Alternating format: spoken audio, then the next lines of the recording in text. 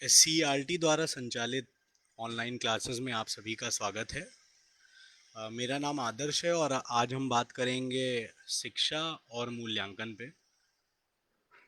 तो जैसा हम सभी लोग जानते हैं कि जो पेरेंट्स हैं, अभिभावक हैं, वो बच्चों को स्कूल भेजते हैं अ, कि उनका जो बच्चा है वो आगे बढ़े, कुछ नया सीखे। और टीचर्स इतनी ढेर सारी मेहनत, इतनी ढेर सारे टूल्स, ढेर सारी जानकारी इकट्ठा करके बच्चों को क्लास में प्रोवाइड कराते हैं और उनके साथ प्रैक्टिस करते हैं।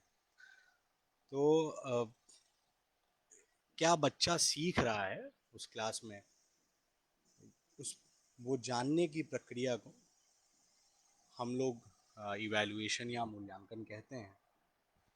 तो सीखने को हम बेहतर कैसे बना सकते हैं, ये प्रमुख उद्देश्य है मूल्यांकन का। कि जो भी क्लासरूम में ट्रांजैक्शन हो रहा है, उससे हमारा जो स्टूडेंट है या जो टीचर है, उस सीखने सिखाने की प्रक्रिया में दोनों के लिए क्या वो लाभदायक है या नहीं। आज हम इसी कुछ बिंदुओं पर बातचीत करेंगे। तो मोटा मोटा हम लोग आज टच करेंगे इवैल्यूएशन क्या है, असेसमेंट और इवैल्यूएशन में डिफरेंस क्या है, टाइप्स ऑफ इवैल्यूएशन क्या हैं, और फिर थोड़ा सा हम लास्ट में अभी बहुत ही रीसेंट कॉन्सेप्ट है स्कूल बेस्ड असेसमेंट, उसको जानने की थोड़ा सा कोशिश करेंगे। तो बच्चा जब विद्यालय में सीख रहा है, तो क्या वो बच्चा उसको उपयोग अपनी आम जिंदगी में कर पा रहा है, क्या वो अपने व्यवहार में ला पा रहा है।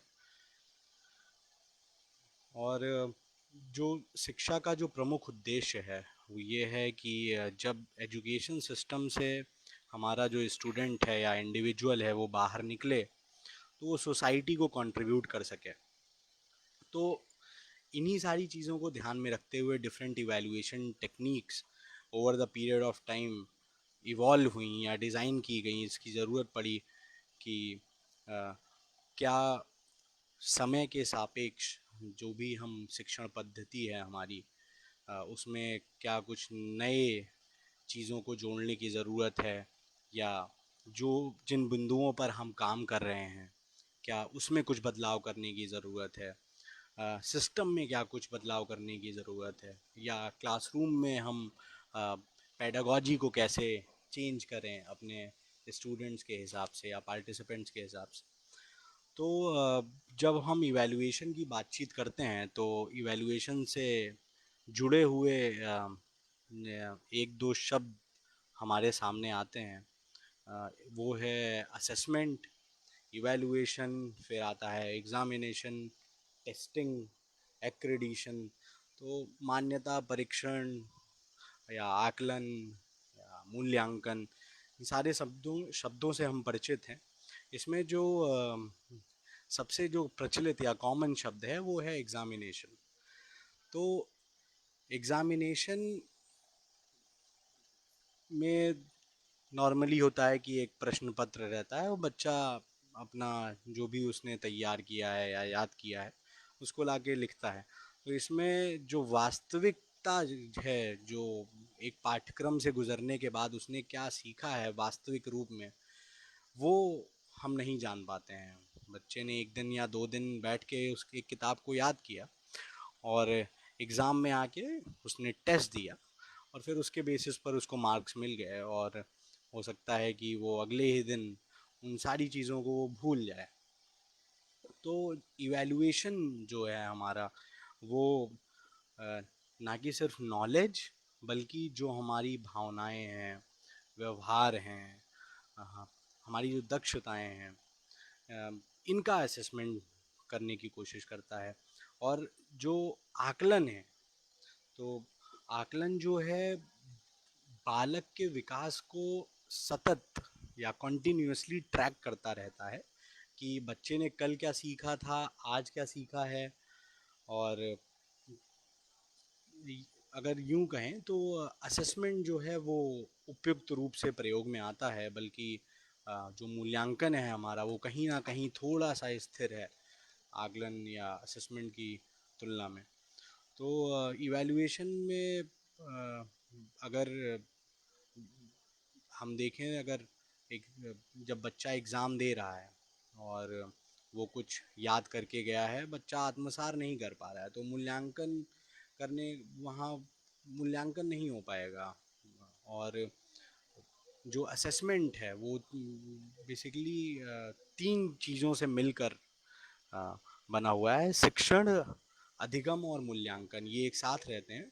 और ये तीनों चीज़ें जब एक साथ रहती हैं तो बच्चा क्लासरूम में सीखेगा भी। क्या हम यहाँ पे मूल्यांकन को टीचिंग लर्निंग प्रोसेस के साथ जोड़ कर देख रहे हैं, या यूँ कहें असेसमेंट फॉर लर्निंग। ये एक नया टर्म था जो आया था, एनसीईआरटी ने इसको लिखा कि असेसमेंट फॉर लर्निंग, मतलब असेसमेंट जो है वो कंटिन्यूअस प्रोसेस है, टीचिंग एंड लर्निंग के साथ वो लगातार बना रहेगा। और जो परीक्षा है, और फिर जो ट्रेडिशनली जो होता आ रहा है कि परीक्षा के साथ हम, या हम 6 महीने पे या साल भर में एक बार परीक्षा ले रहे हैं, तो हम कोई जस्टिस नहीं कर रहे हैं। मतलब हमें कहीं कोई आकलन अ, नहीं हो पा रहा है वहाँ पे बच्चे का, कि बच्चा क्या सीख रहा है या क्या कर रहा है। तो हम लोग अब शुरू करते हैं। तो डेफिनेशन को हम अगर समझने की कोशिश करें मूल्यांकन की, कि मूल्यांकन की क्या डेफिनेशन है, तो दो बड़े शिक्षाविद थे जिन्होंने मूल्यांकन को डिफाइन करने की कोशिश की। एक थे क्विलिन व हन, उनके साथी थे। तो उन्होंने कहा कि छात्रों के व्यवहार में विद्यालय द्वारा लाए गए परिवर्तनों के विषय में प्रमाणों के संकलन और उसकी व्याख्या करने की प्रक्रिया ही मूल्यांकन है। तो अ, कहते हैं, एक बार मैं फिर से दोहराता हूँ, कि छात्रों के व्यवहार में विद्यालय द्वारा लाए गए परिवर्तनों के विषय में प्रमाणों के संकलन और उसकी व्याख्या करने की प्रक्रिया ही मूल्यांकन है।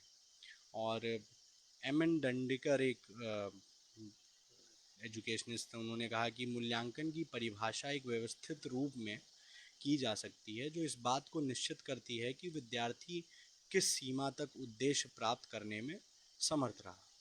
तो यहाँ पर जो भी दोनों डेफिनेशंस को अगर हम देखें, तो जो चाइल्ड है हमारा, जो स्टूडेंट है, उसको सेंटर में रखकर बातचीत की गई है। तो जो एवोल्यूशन हुआ है, अगर हम एजुकेशन पर्सपेक्टिव को छोड़ के अगर हम थोड़ा सा फिलोसफिकली बात करें, तो जो एवोल्यूशन हुआ है, तो एवोल्यूशन ह्यूमन का इस तरीके से हुआ कि वो गलतियां करता गया, उसका आकलन करता गया और आगे बढ़ता गया खुद को शार्प करते हुए। ठीक है।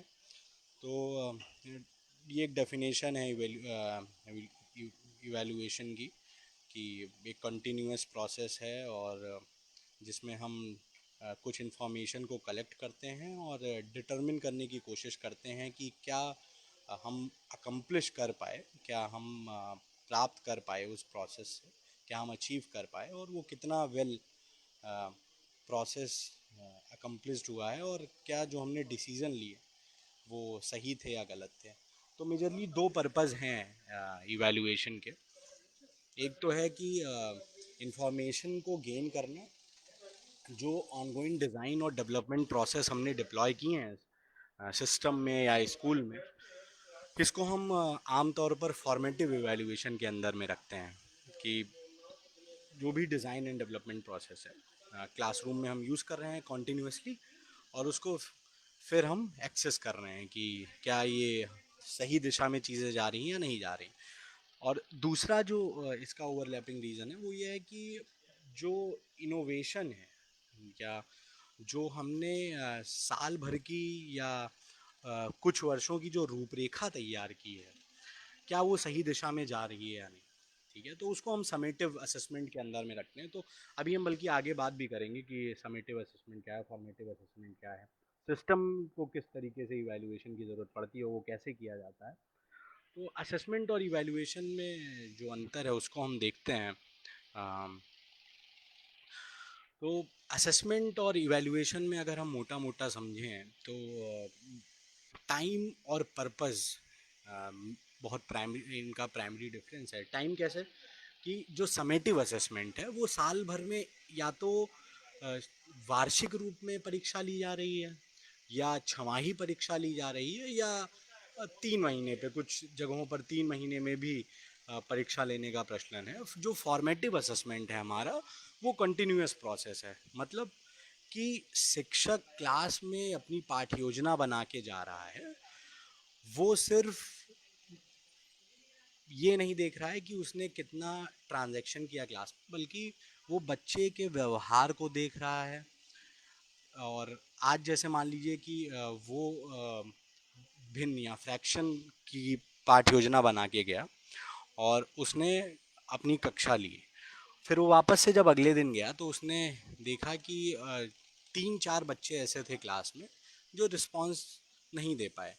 फिर वो नेक्स्ट डे जब गया तो उन 3-4 बच्चों से बातचीत की, और अ, उन 3-4 बच्चों से बातचीत की, अ, और फिर वो इस निष्कर्ष पे पहुंचा कि बच्चों को कहाँ पे प्रॉब्लम है। फिर आगे एक उन बच्चों के लिए स्पेसिफिकली कुछ वर्कशीट्स तैयार की और उसको उन बच्चों की हेल्प की। तो प्राइमरी डिफरेंस यही है कि लगातार यहाँ पर असेसमेंट चल रहा है और उसको हम ऑन द स्पॉट या डेली टू डेली बेसिस पर हम उनको केटर कर रहे हैं। और एक लेकिन मिसकंसेप्शन ये भी है कि जैसे समेटिव असेसमेंट साल में शायद कहीं पर एक बार होते हैं, कहीं पर 2 बार, कहीं पर 3 बार। तो क्या हम अगर नंबर ऑफ असेसमेंट्स की संख्या बढ़ा दें तो क्या वही फॉर्मेटिव असेसमेंट है? तो संख्या से यहाँ पर ज़्यादा लेना देना नहीं है। मेन जो मकसद है वो ये है कि क्या हम टेस्टिंग पर फोकस ना करके जो बच्चे हैं उनकी कॉग्निटिव और कॉग्निटिव स्किल्स को हम ट्रैक कर पा रहे हैं या नहीं। फ्रीक्वेंसी वो सेकेंडरी केस है। तो डेफिनेशन अगर हम देखें जो यहाँ पर आपकी स्क्रीन पर फ्लैश हो रही है, तो असेसमेंट कहता है कि अब ये प्रोसेस है गैदर करने का, समराइज करने का, इंटरप्रेट करने का और उस डेटा को यूज़ करने का, ताकि हम आगे जो अपना कोर्स ऑफ एक्शन है उसको हम देख सकें। इवैल्यूएशन क्या है कि वो जो डेटा है जो हम डिटरमिन कर रहे हैं कलेक्ट करने के बाद, तो किस हद तक हमारा जो एक्शन था वो सक्सेसफुल हुआ या नहीं। तो इवैल्यूएशन मतलब एट द एंड रिजल्ट हम डिसाइड जब करना होता है तो हम इवैल्यूएशन प्रोसेस को यूज़ करते हैं। तो 5 कंपोनेंट्स हैं इवैल्यूएशन के। तो पहला है ऑडियंस, पर्पस, फिर क्वेश्चंस, फिर स्कोप, फिर रिसोर्सेज। तो ऑडियंस कैसे कि मान लीजिए कि आपको छोटे बच्चों का इवैल्यूएशन करना है और जो सीनियर सेकेंडरी में हैं, तो दोनों के लिए अलग टेक्निक्स यूज़ होगी। क्योंकि पहली या दूसरी क्लास के जो बच्चे हैं वो हो सकता है कि अभी ठीक ढंग से ना लिख पा रहे हो। वहीं पर जो सेकेंडरी स्कूल क्लासेस के बच्चे हैं तो उनके साथ हम उन टेक्निक्स को यूज़ कर सकते हैं कि हम उनको टेस्ट वर्कशीट शेयर कर दें, और जो भी हमें जानकारी हासिल करनी हो वो हम हासिल कर सकते हैं। छोटे बच्चों के साथ हो सकता है कि हम ओरली बात करें या कुछ खेल का निर्माण करें जिसमें हम उनके साथ काम करें और फिर हम अपना असेसमेंट उसमें कर सकें। पर्पस डिफाइन करना बहुत ही ज़रूरी है कोई भी इवैल्यूएशन या असेसमेंट करने से पहले, कि ये आंसर हमें बहुत ही क्लियर होना चाहिए कि हम ये इवैल्यूएशन आखिर कर क्यों रहे हैं। तो ये बिगनिंग में हम इस ऑब्जेक्टिव को डिसाइड कर लेते हैं। और क्वेश्चंस कैसे, तो क्वेश्चंस जो हों वो स्पेसिफिक हों और मेजरेबल हों। हाँ, इसका मतलब ये है कि प्राइमरी क्लास में जो बच्चा है उसके असेसमेंट या उसके इवैल्यूएशन के लिए प्राइमरी क्लासेस के से स्पेसिफिक क्वेश्चंस को पूछे जाएं। सेकेंडरी स्कूल के बच्चे हैं तो उनसे हम आ, कहीं हम मिडिल सेक्शन या सीनियर सेकेंडरी के स्तर के क्वेश्चन ना कर लें। तो जो भी हम टूल्स का निर्माण करें अ, वो स्पेसिफिक हों और मेजरेबल हों। और स्कोप जो है कि how much will be evaluated. तो हमें स्कोप ऑफ अपना इवेल्युएशन भी डिसाइड करना होता है, और फिर एट द एंड हम रिसोर्सेज को जस्टिफाई करते हैं कि कितना टाइम, एक्सपर्टीज़, मटेरियल, इक्विपमेंट्स और फैसिलिटीज़ क्या क्या लगेंगी। तो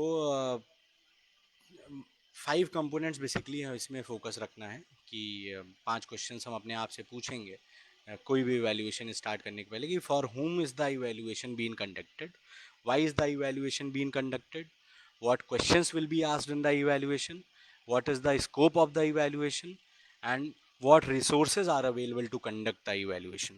तो these things should be clear before starting the evaluation. और अब स्टेप्स क्या हैं, स्टेट ऑब्जेक्टिव्स, जैसा कि हम लोग पहले डिसाइड कर लें कि ऑब्जेक्टिव्स हमें क्लियर होनी चाहिए। फिर जो भी चेंजेस हैं आपके बिहेवियर जो एजुकेशनल आउटकम से संबंधित हैं, उनको हम डिस्क्राइब करें। और फिर list and describe situations that provide opportunities for students to express desired behaviour. फिर उन तरीक़ों को हम डिसाइड करें कि किस तरीके से हम अपने डेटा को रिकॉर्ड कर रहे होंगे, किस तरीके से एविडेंस को हम कलेक्ट कर रहे होंगे। फिर जो सबसे इम्पॉर्टेंट बातचीत है, इसको हम थोड़ा सा डिटेल में बाद में बात करेंगे अभी, कि हमें वैलिडिटी, रिलायबिलिटी और इसकी डिफ़िकल्टी, इन सारी चीज़ों को हमें मेजर करना है। मतलब विश्वसनीयता, वैधता, वस्तुनिष्ठता और व्यापकता, इन सारी चीज़ों को हमें मेजर कर लेना है पहले ही। और उन कंडीशंस को इस्टेब्लिश करना है जिसमें स्टूडेंट जो है वो अपना बेस्ट परफॉर्मेंस दे। फिर स्कोर्स को हम असाइन करेंगे। फिर मेथड्स ऑफ इंटरप्रिटेशन को हम डिज़ाइन करेंगे कि उस मतलब वो डेटा एनालिसिस का कहीं ना कहीं पार्ट है।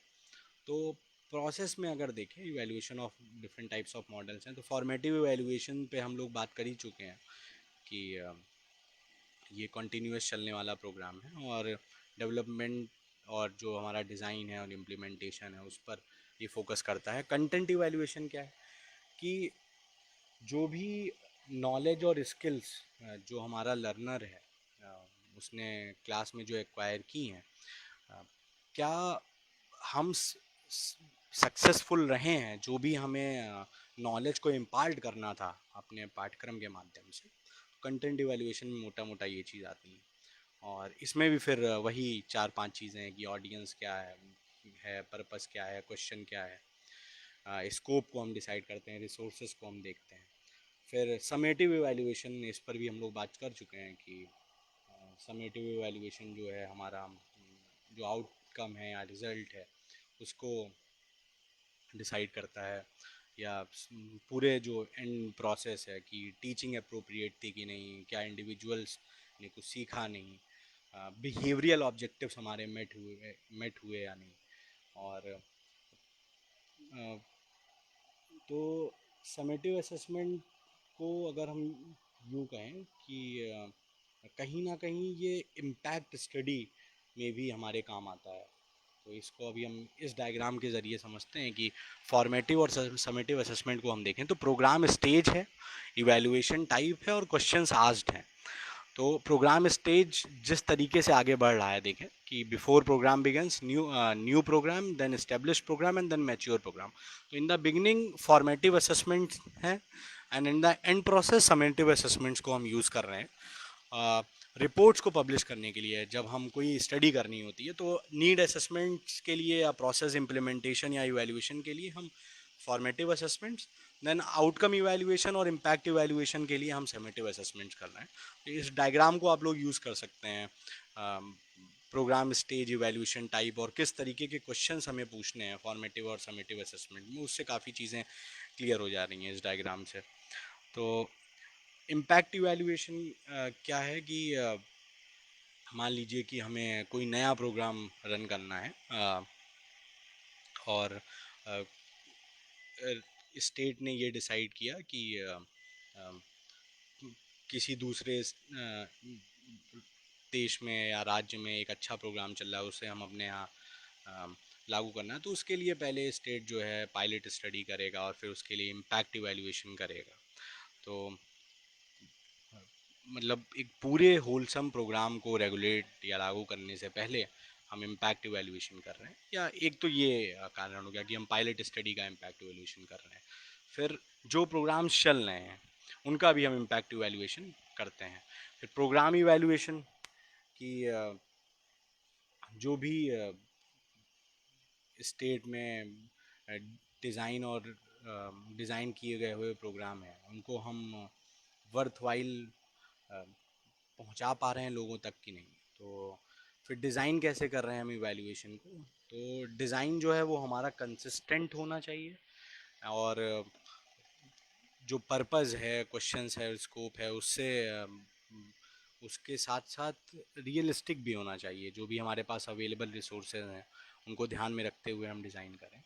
और तीन बेसिकली कंपोनेंट्स होने चाहिए, तीनों चीज़ें, स्ट्रक्चर्स, मेथड्स और इंस्ट्रूमेंट्स, इन तीनों चीज़ों का ध्यान रखना है हमें। और तो एक चीज़ हम लोग और समझ लेते हैं कि जैसे सिस्टम के लिए, सिस्टम के इवैल्यूएशन के लिए हम सिस्टमेटिक या यूँ कहें कि फीडबैक के लिए हम नेशनल अचीवमेंट सर्वे जैसी चीज़ें करते हैं, जहाँ पर या इंटरनेशनली हम बात करें तो पीज़ा जैसे एग्ज़ाम्स हैं। 2009 में इंडिया के 2 राज्यों में इसको कंडक्ट किया गया था। अभी हाल ही में Madhya Pradesh government has agreed to take PISA test for their states.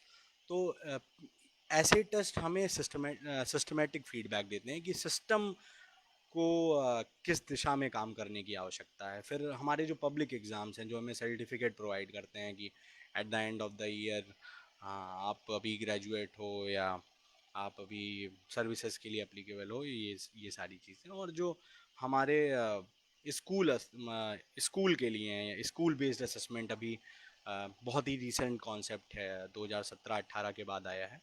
फिर क्लासरूम लेवल पर हम कॉन्टीन्यूअस एंड कॉम्प्रिहेंसिव इवैल्यूएशन, इन सारी चीज़ों पर ध्यान देते हैं या बातचीत करने की कोशिश करते हैं। तो जो डिज़ाइनिंग स्ट्रक्चर है इवैल्यूएशन का, उसको अगर हम देखें तो एक प्रश्न है कि how rigorous should the evaluation be. तो इस चीज़ को हमें दिमाग में रखना है कि हम इवैल्यूएशन प्रोसेस को कितना रिगरस हम बनाना चाहते हैं। तो आंसर क्या है कि all evaluation should be systematic and carefully and thoroughly planned और structured before they are conducted. तो जाहिर सी बात है, क्योंकि हम रिसोर्सेज को डिवोट कर रहे हैं और हमें एंड रिज़ल्ट जो भी हमने साल भर में या 2 साल में 3 साल में ट्रांजैक्ट किया है उसको स्टडी करने की कोशिश कर रहे हैं, तो सारी चीज़ें सिस्टमैटिक और केयरफुली एंड वेल प्लान होनी चाहिए। फिर स्ट्रक्चर जो है हमारा वो 3 मेन चीज़ों पर डिपेंड करता है। एक है कि the questions to be answered by the evaluation, and the complexity of the scope of the evaluation, then the expected use of evaluation results। तो मेनली ये 3 चीज़ों पे है। और अब ये कुछ दिमाग में आ रहा था कि इवैल्यूएशन और रिसर्च में क्या अंतर है। तो बेसिकली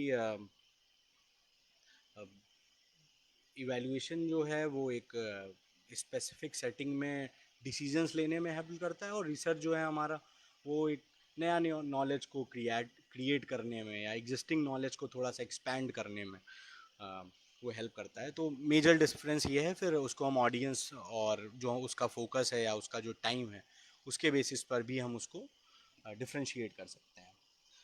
तो इवैल्यूएशन मेथड्स क्या क्या हैं उसको हम देखते हैं कि किस तरीके का डेटा कलेक्ट होगा, from whom or what will be the data will be collected, how, when and where will be data collected, by whom will be the data collected, इन सारी चीज़ों को देखते हैं। और फिर इंस्ट्रूमेंट्स क्या क्या हैं, तो अगर इवैल्यूएशन इंस्ट्रूमेंट्स की हम बात करें तो या असेसमेंट टूल्स की हम बात करें, बेसिकली असेसमेंट टूल्स की हम बात करें तो जैसे मौखिक परीक्षाएं हैं, लिखित परीक्षाएं हैं, प्रायोगिक परीक्षाएं हैं। तो लिखित और मौखिक परीक्षाओं से हम लोग परिचित ही हैं। प्रायोगिक परीक्षाएं मतलब जैसे जो हमारे प्रैक्टिकल सब्जेक्ट्स हैं, जैसे साइंस, ज्योग्राफी या गणित में भी कुछ प्रैक्टिकल एस्पेक्ट हैं। फिर साक्षात्कार मतलब इंटरव्यू है। फिर प्रश्नावली है कि इसमें कुछ विशेष प्रश्नों को हम छात्रों की रुचि के अनुसार ज्ञान आदि का पता लगाने के लिए हम क्रमबद्ध तरीके से उनसे प्रश्न करते हैं। फिर निरीक्षण है या निर्धारित परीक्षा है या रिकॉर्ड है, तो ये असेसमेंट टूल्स हैं मेजरली जो हम यूज़ करते हैं अपने इवैल्यूएशन या असेसमेंट प्रोसेस के लिए। फिर इवैल्यूएशन इंस्ट्रूमेंट्स की हम बात कर रहे थे, जो क्या क्या क्राइटेरिया हैं। तो एक तो है कि रिलायबिलिटी, कि मतलब जिस समय एक मतलब किसी छात्र की योग्यताओं का मापन हम विभिन्न समय में करने पर समान परिणाम दे, वह परीक्षण विश्वसनीय कहलाता है। तो मतलब जैसे सपोज़ कि एक स्टूडेंट को दो या तीन या चार लोग अलग अलग सेम इवैल्यूएशन फॉर्मेट को लेके टेस्ट कर रहे हैं, तो वो जो बच्चा है हमारा सेम रिजल्ट दे रहा है। फिर वैलिडिटी क्या है या वैधता क्या है, कि एक परीक्षण तो वैध माना जाएगा जब मतलब वो उद्देश्य से जुड़ा हुआ हो, जो भी हम समझना चाह रहे थे अपनी स्टडी से। तो फिर आता है ऑब्जेक्टिविटी या वस्तुनिष्ठता, कि जिस परीक्ष जिस परीक्षण पर परीक्षक का व्यक्तिगत प्रभाव नहीं पड़ता है, तो ऑब्जेक्टिविटी तब वहाँ पे हम इंश्योर कर पाते हैं। और फिर आता है व्यापकता या जनरलिटी, कि मतलब इवैल्यूएशन की विशेषता यही है कि मूल्यांकन विभिन्न पक्षों का मापन करने में समर्थ है, और इसके मापन हेतु इसको निर्मित किया गया है। इसके लिए परीक्षण में प्रश्नों की संख्या अधिक होनी चाहिए, अर्थात मूल्यांकन पूरे पाठ्यक्रम को स्पर्श करता है। फिर आता है हमारा डिफ्रेंसिएशन, की विभेदीकरण, कि एक अच्छी मूल्यांकन में विविधीकरण का गुण तभी आएगा जब उसमें सभी प्रकार के छात्रों के स्रोत के अनुकूल प्रश्न होंगे, और मतलब हम सबको सभी बच्चों के ध्यान में रखते हुए इन चीज़ों को डिज़ाइन करेंगे। फिर आता है यूटिलिटी, मतलब उसकी उपयोगिता कैसी है। और फिर व्यावहारिकता, मतलब प्रैक्टिकलिटी कैसी है, कि मतलब मूल्यांकन के व्यवहारिक होने का अर्थ है कि जिसमें निम्न तीन गुण होने चाहिए, कि निर्माण में आसानी हो, परीक्षा लेने में आसानी हो, अंक देने में आसानी हो। फिर यूज़फुलनेस हो, मतलब सिर्फ ग्रेड्स के लिए हेल्पफुल ना हो, बल्कि हम स्टूडेंट्स की जो कैपेबिलिटीज़ हैं उनको भी हम एक्सेस कर पाएँ। बैरियर्स क्या क्या हैं इवैल्यूएशन में, इसको हम थोड़ा सा समझ लेते हैं। तो बैरियर्स हैं कि जैसे लैक ऑफ क्लैरिटी है, लैक ऑफ एबिलिटी है, फियर ऑफ पनिशमेंट है। हम अक्सर देखते हैं कि बच्चे जो है एग्ज़ाम के पहले डर जाते हैं। तो एक चीज़ और समझने की ज़रूरत है कि नई परिस्थिति में जब भी बच्चा कुछ सीखता है, तो इवैल्यूएशन प्रोसेस को बिगिन करने से पहले हम मतलब 1956 में एक बहुत बड़ा नाम है बी एस ब्लूम का, उन्होंने तीन चीज़ें बताई थी, कि मतलब अ, तीन चीज़ें बच्चा सीखता है। एक तो ये है कि ज्ञानात्मक क्या बोध हुआ है बच्चे को, कोई भी सब्जेक्ट सब्जेक्ट सीखने के बाद या व्यवहार में उसके क्या परिवर्तन आया है, या साइकोमोटर डोमेन में या मनोज्ञात्मक क्या परिवर्तन आया है। तो तीन चीज़ें ये रहती हैं। फिर स्टेप्स क्या क्या हैं, क्वांटिटेटिव डेटा या क्वालिटेटिव डेटा को हम एनालाइज करते हैं। ऑडियंस को हमें फोकस में रखते हुए अपने इवैल्यूएशन प्रोसेस को ध्यान में रखना चाहिए। तो हम आज अपनी बातचीत में यही समझ पाए कि जो इवैल्यूएशन प्रोसेस है वो कितना उपयोगी है, और school based assessment recent concept है, जहाँ पर मतलब स्कूल को हम अपने सेंटर पॉइंट में रखते हैं, और बच्चों को बच्चों के व्यवहार को देखने की कोशिश करते हैं, उनके एटीट्यूड्स, वैल्यूज़ और इंटरेस्ट को भी ट्रैक करते हैं। सेल्फ असेसमेंट को हम इनकरेज करते हैं, वहाँ पर पीयर असेसमेंट भी होता है, ग्रुप असेसमेंट भी होता है, और हम बच्चों को कंटिन्यूस फीडबैक वहाँ पर दे रहे हैं। तो पोर्टफोलियो बच्चों का तैयार कर रहे हैं, उसका रिकॉर्डिंग कर रहे हैं। फिर अब हम टीचर्स को खुद भी तैयार कर रहे हैं कि वो कोलैबोरेटिवली वर्क कर पाएँ, बच्चों को इन्वॉल्व कर पाएँ असेसमेंट में, पीयर सपोर्ट और कम्युनिटी सपोर्ट ले पाएँ। और एट द एंड अगर हम देखें तो जो हमारा ये असेसमेंट प्रोसेस है, ये जाहिर सी बात है, फिर ये आउटकम जो है हमारा एकेडमिक आउटकम, उसको इम्प्रूव करने में हेल्प करता है।